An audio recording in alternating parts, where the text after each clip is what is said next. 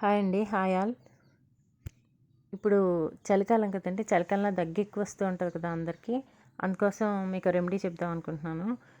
తెల్ల తులసి చెట్టు ఉంటుంది కదండి, దాని ఆకులు తీసుకొని వచ్చి దంచి రసం తీసి, అది ఆ రసం ఒక వాటా అయితే 2 వాటాలు తేనె తీసుకోవాలండి.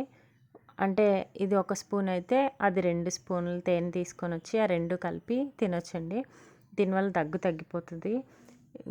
అండ్ ఇది చిన్నపిల్లలకి వాడచ్చు, పెద్దవాళ్ళకి వాడచ్చు, బాగా ముసలి వాళ్ళకి వాడచ్చు, ఎవరికైనా వాడచ్చండి. రెమెడీ హ్యాపీగా దగ్గు తగ్గిపోతుందండి.